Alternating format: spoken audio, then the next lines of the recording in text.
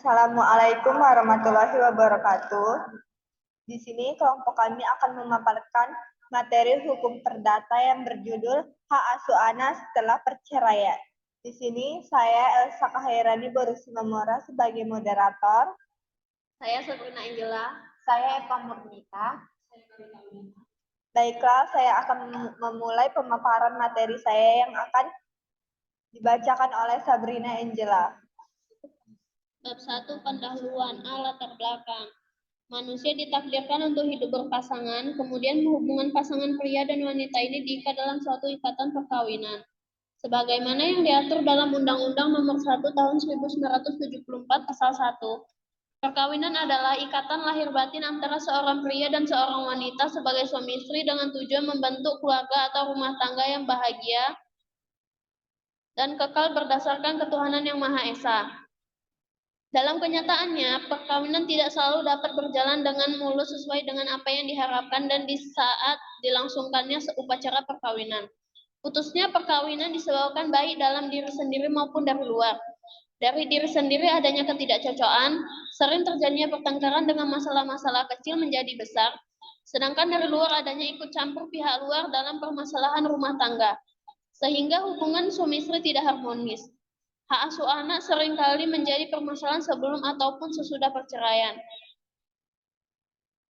Bahkan tidak jarang antara mantan suami dan mantan istri saling berebut mendapatkan hak asuh anak mereka. Karena anak adalah harapan dari orang tua yang sulit untuk dipisahkan. Bab 2, pembahasan. A. Tanggung jawab orang tua terhadap anak setelah perceraian.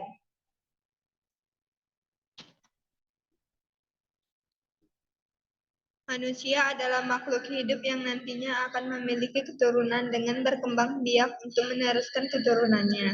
Setelah dilangsungkannya pernikahan, biasanya orang sekitar, baik keluarga, teman, atau kerabat dekat akan mendoakan agar pengantin lekas diberikan keturunan atau anak. Dalam masyarakat, anak adalah pembawa kebahagiaan. Anak adalah pemberian Tuhan yang diberikan kepada pasangan atau suami istri yang telah menikah. Anak merupakan amanah bagi kedua orang tua dan harus dijaga, dididik, dan dirawat dengan sebaik-baiknya. Orang tua tidak boleh melakukan anaknya dalam kondisi apapun. Orang tua memiliki kewajiban untuk mendidik dan melindungi anaknya dengan baik agar kelak dapat berguna bagi keluarga, agama, serta nusa dan bangsa. Anak wajib dilindungi agar nantinya tidak menjadi korban dari tindakan siapa saja, individu atau kelompok atau organisasi swasta maupun pemerintah. Permasalahan antara suami istri yang tidak harmonis sering dijumpai dalam pernikahan. Faktor dari tidak harmonisnya suami istri yaitu adanya masalah ekonomi atau perselingkuhan yang dapat membuat pernikahan terguncang. Suatu pernikahan yang mulai terguncang akan dihadapkan oleh dua keputusan sulit, yaitu dengan tetap mempertahankan hubungan pernikahan atau dengan memilih untuk bercerai. Perceraian akan dipilih ketika suami atau istri merasa sudah tidak dapat mempertahankan kembali pernikahan mereka.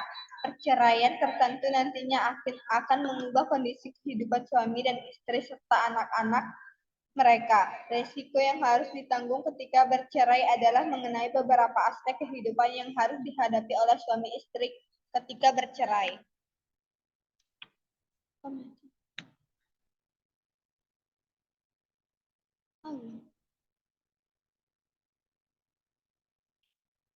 Selanjutnya, B. Akibat hukum bagi orang tua yang tidak melaksanakan tanggung jawab terhadap anak setelah perceraian. Hal yang harus dipertahankan setelah terjadi perceraian antara kedua orang tua adalah kesadaran untuk tetap menjaga dan tidak mengurangi sekecil apapun hak-hak yang semestinya harus diberikan kepada anak. Akibat secara langsung bagi anak-anak yang menjadi korban perceraian adalah dengan tidak tinggal lagi bersama kedua orang tuanya.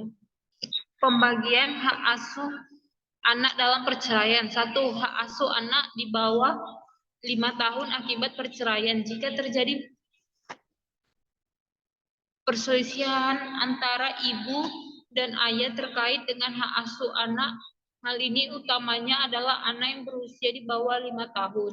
Pada dasarnya pembagian dan pemberian hak asuh yang diberikan oleh pengadilan akan mempertimbangkan untuk siapa dari kedua orang tua tersebut yang lebih banyak dalam mendapatkan hak asuh anak.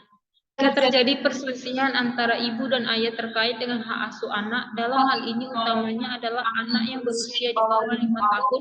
Pada dasarnya pembagian dan pemberian hak asuh yang diberikan oleh pengadilan akan mempertimbangkan untuk siapa dari kedua orang tua tersebut yang lebih layak mendapatkan hak asuh anak yang sesuai dengan aturan yang berlaku. Namun jika merujuk pada pasal 105 KHI menjelaskan mengenai hak asuh dalam perceraian dengan usia anak di bawah 12 tahun, diberikan kepada sang ibu. Meskipun begitu, ayah tetap menanggung seluruh biaya pemeliharaan anak tersebut. Namun begitu, ibu juga masih bisa kehilangan hak asuhnya. Berikut beberapa sebab ibu kehilangan hak asuh anak. A. Seorang ibu itu berperilaku buruk. B. Seorang ibu yang masuk ke dalam penjara. C. Seorang ibu tidak bisa menjamin kesehatan jasmani dan rohani anaknya. Sebab-sebab tersebut juga bisa menjadi sebab-sebab hak asuh anak dari ibu beralih ke ayah. 2. Hak asuh anak perempuan. Dasar hukum yang digunakan dalam penentuan hak asuh anak perempuan masih sama halnya dengan hak asuh anak di bawah 5 tahun. Di mana jika anak perempuan tersebut masih berusia di bawah 12 tahun, maka sang ibu yang berhak mendapatkan hak asuh tersebut.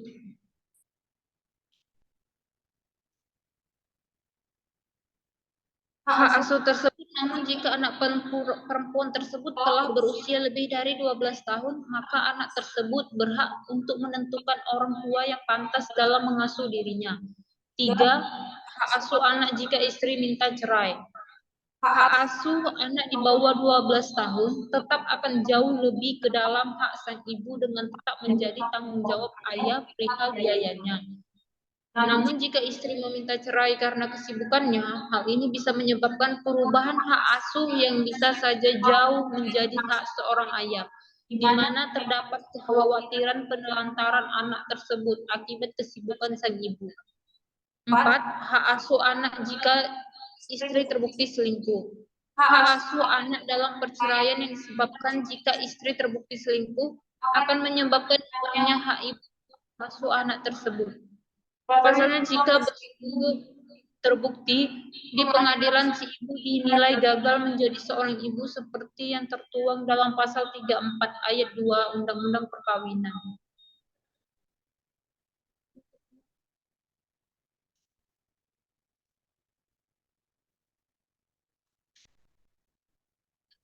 Bab 3 penutup. A. Kesimpulan.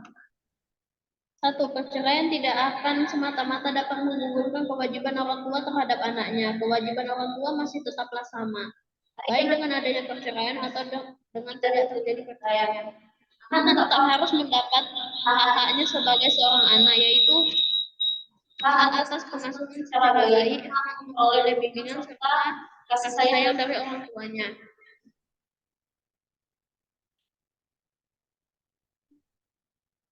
Hak atas pendidikan, hak atas kebutuhan sandang, papan, dan pangan secara wajar,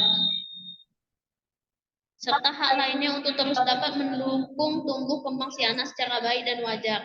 Tanggung jawab orang tua terhadap anak setelah perceraian telah diatur dalam Undang-Undang Nomor 1 1974 Pasal 45 Ayat 1, terdiri dari 2 bentuk tanggung jawab, yaitu bentuk tanggung jawab orang tua dari